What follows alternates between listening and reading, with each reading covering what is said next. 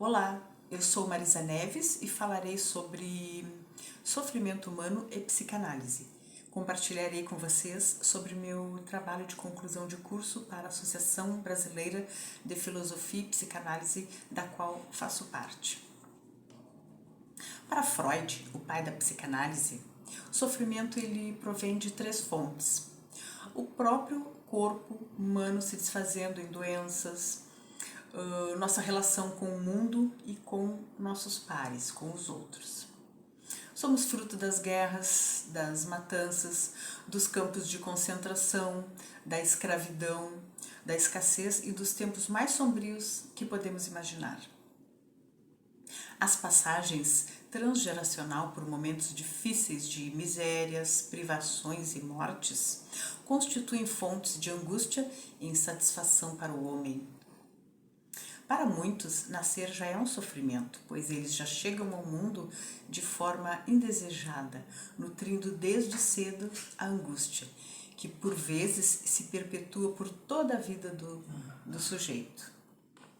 Porém, o sofrimento do mundo pertence ao mundo, mesmo assim aflige e afeta cada um de nós.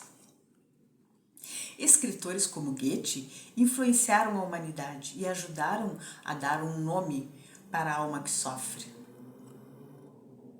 Com a sua obra O Sofrimento do Jovem Werther, ele nos ensina a sofrer com resignação. Na época, houve uma ode à dor de amor que culminou com uma onda de suicídio. Muitos quiseram e se deixaram ser arrastados por essa dor que não tinha um consolo, não tinha um lenitivo. O escritor menciona que é uma espécie de cavalos briosos que, quando se viam muito excitados, eles têm por instinto abrir uma veia com os dentes para não rebentarem sufocados. E por vezes ele mesmo sentia vontade de fazer o mesmo e conquistar assim a liberdade. Nós não devemos fazer ode ao sofrimento, mas sabemos que quando o sofrimento é intenso, há uma ruptura no cérebro. As mesmas áreas de dor física são ativadas quando há uma dor emocional de muita intensidade. As tragédias atravessam gerações inteiras que ruminam a dor de seus antepassados, enviando suas conexões doentias por gerações. Daí nossas angústias, nossos medos e nossas doenças emocionais. Nas catástrofes, nós somos convidados à evolução da nossa própria espécie. Por essa razão, o ser humano é castigado em seu orgulho. Somos fracos e prepotentes. O sofrimento nos redimiria e domaria o nosso ego. Assim, nós somos arremessados ao flagelo constantemente.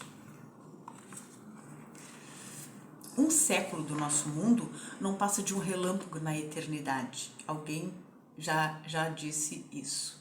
Por isso nós precisamos compreender o sofrimento humano. As epidemias, os terremotos, as inundações são instrumentos naturais que o universo utiliza para a nossa própria evolução.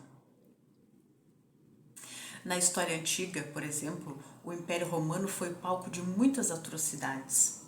No ano de 177 a.C., no chamado Concilium, em uma reunião que teria durado a noite inteira, mais de 1.000 pessoas, entre mulheres e crianças, foram retiradas de suas casas aos gritos por pessoas ávidas por crueldade e encontraram a morte queimadas na fogueira.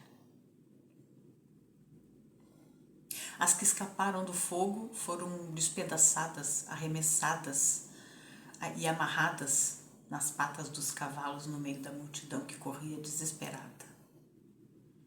A Primeira Guerra Mundial foi um marco para a humanidade, pois teria rasgado o mundo de tanta crueldade e atrocidade que o ser humano nunca tinha visto.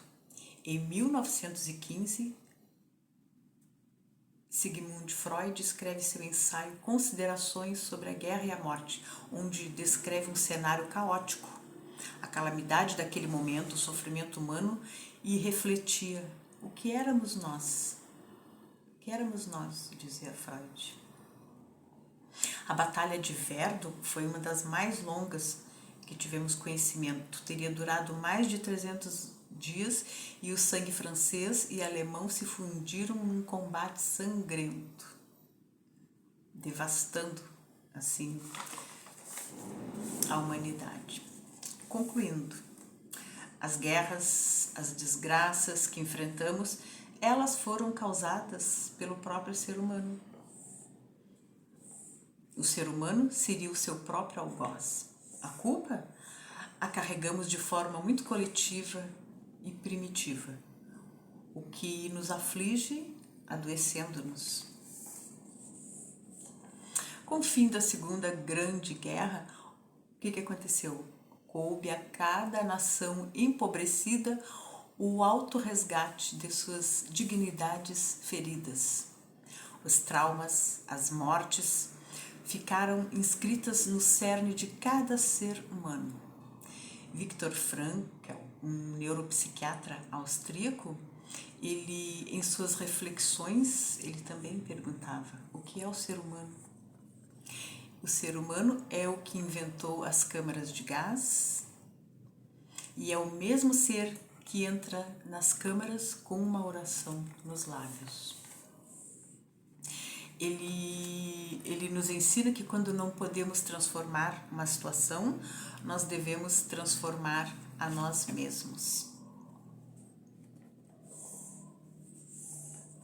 A psicanálise após a guerra, ela foi reinstalada, reinventada e é um nome hoje de um procedimento para investigação dos processos mentais quase que são inacessíveis de outra maneira.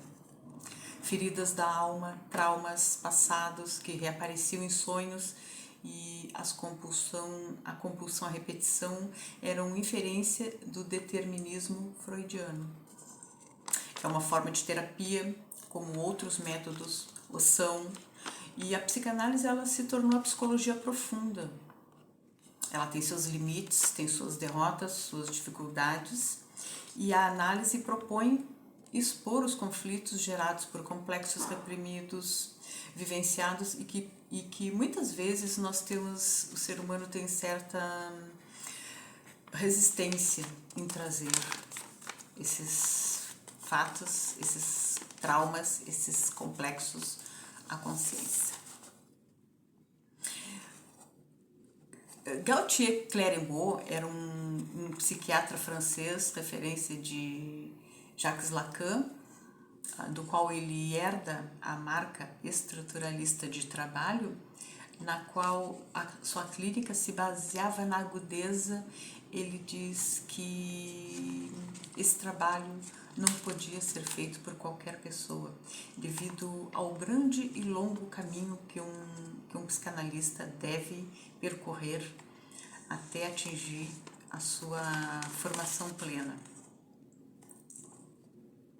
E ele disse: ne tout comprendre, ne tout pardonner, que compreender tudo não significava perdoar tudo, que há muita coisa que o ser humano pode fazer para evitar o sofrimento e os conflitos.